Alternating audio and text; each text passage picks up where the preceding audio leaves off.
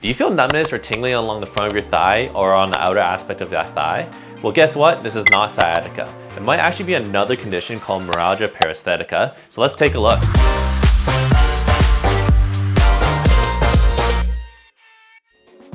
Hey everyone, this is Dr. David Song from the Rehab Hero Clinic, and today we'll be talking about this condition called Meralgia Paresthetica. So what is Meralgia Paresthetica? Well, if you ask your physiotherapist or your chiropractor, it is the peripheral nerve entrapment of the lateral femoral cutaneous nerve. Now, what the heck did I just say? Basically, the lateral femoral cutaneous nerve is a sensory nerve that runs from your lumbar spine down the front of your thigh and outer aspect of your thigh.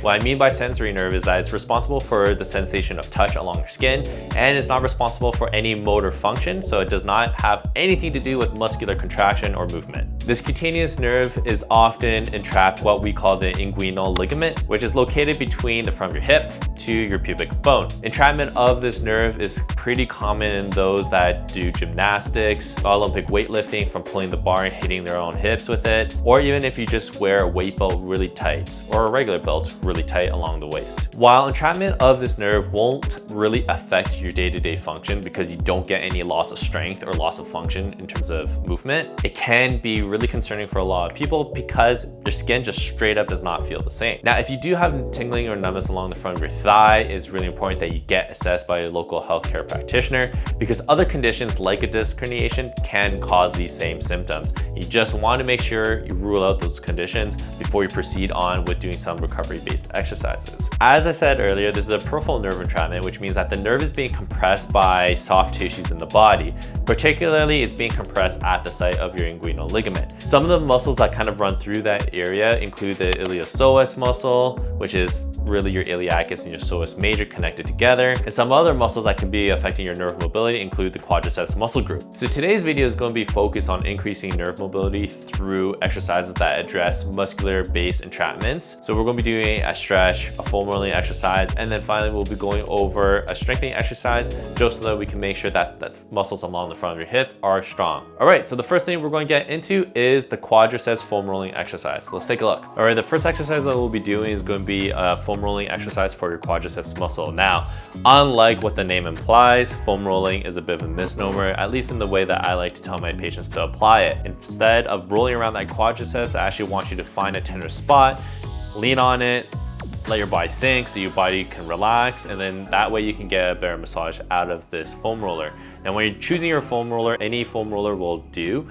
If you have one that has a ton of spikes, that one might be a little too aggressive depending on how sensitive you are. In which case, just roll a yoga mat around it or a towel so that it can kind of dampen the effects of that spike. First thing you're going to do is you're going to just take that foam roller and you're going to be targeting the quadriceps that's on the same side as the symptoms of leg numbness that you're experiencing. I like to kind of set myself up so that I'm in this sort of tripod position where I have one knee out to the side of me as a support. I have two elbows in front of me as support as well. I'm going to start with the foam roller right at my hip, and I will do a bit of rolling only to find a nice tender spot. Now, once I find that tender spot, which is here for me, I'm just going to hold this position for up to 30 seconds. Alternatively, if you kind of want a more active massage, instead of rolling around, what I prefer you do is to just bend that knee very slowly as far as you can. And what you should experience is just feeling that muscle floss underneath the pressure of the foam roller, and you're going to get more of an active release of this muscle rather than kind of rolling around.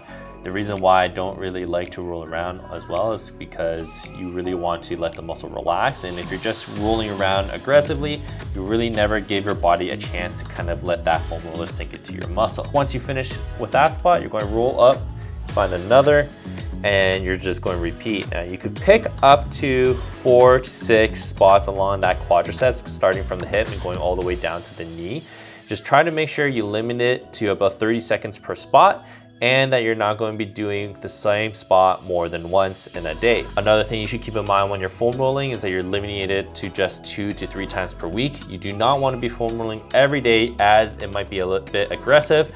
It might actually just increase the soreness that you're experiencing. The next exercise that we'll be doing is a stretch for your hip flexors and your quadriceps muscle. This exercise is called a couch stretch, and you'll need something to hold your foot up, like a stool, chair, or couch like the name implies.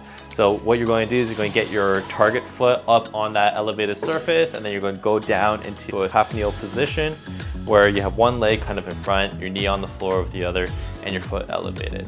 Now, a really important step for this exercise is doing a posterior pelvic tilt, and this will increase the stretch that you feel along the anterior chain, otherwise known as the hip flexors and quadriceps connection. So what that looks like is, if you can see, my hips are kind of rotated forwards here, and I'm gonna just take my hips and kind of roll them backwards just like that. As you can see, the low back goes from kind of this arch position to kind of like a flex position, and I'm going to really feel that in my hip flexor and in my quadricep muscle. When you're doing your stretches, you want to hold it for about 20 to 30 seconds, and it should be a medium stretch. It shouldn't be a high intensity stretch. We're not looking to tear any muscles here. We're just looking to stretch them out. Unlike foam rolling, you have to stretch every day in order for it to become effective. And there have been studies to kind of reinforce this thought that stretches have to be done daily if you're wanting to get any type of gain from them. If you're only stretching once a week or every other day, it's not going to be effective. When you're doing your stretches, you can do it all at once and alternate sides, hold it for 30 seconds each side, and you can go for 2 to 3 repetitions. You can do it just once in the morning, or you can do all 3 sets in the morning, or once at night, once at midday, and once in the morning, kind of like that. You can split it up, or you can do it all at once. It doesn't really matter, just get those reps in. The last exercise that we'll be doing today will require a light monster band. This one's rated at 15 to 25 pounds of resistance. When it comes to doing a strengthening based exercise for your hip flexor and for the condition Meralgia Paresthetica, you can really choose any hip flexor exercise that you like. I'm just choosing this one because it's a little bit more relevant to Olympic weightlifters or powerlifters that might be experiencing this issue. So what you do is you're also going to need a place to anchor it as well. So you can use a squat rack. I have a band anchor that I'm going to be using.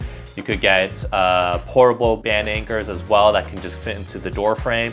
Whatever you got at home, you need to use something like that for this exercise. So this exercise is called the banded reverse squat. So what we're going to do is first just kind of loop this around the band anchor, and through both the ends, I'm just going to loop my foot through the band. From there, I'm going to scooch back, just so I have some band resistance going on from my starting position.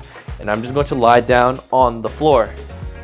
From here, I'm going to keep my abs nice and engaged, and I'm just going to pull both my feet and my knees towards my chest, just pulling up like that. And as you can see, it kind of mimics going into a squat position, but instead of coming down, you're pulling up. Hence the name banded reverse squat. So when you're at the top, you want to hold it for up to 5 seconds. And as you can hear from my strained breath, this is actually harder than it looks. You also feel your abs engaged, but you'll feel those hip flexors fire up as well. And you could do anywhere between 10 to 15 repetitions, or if you're going for more endurance, you could go up to 20 repetitions as well. I usually like to do this exercise for anywhere between 1 to 3 sets, with that depending on the specific nuance of you and your condition.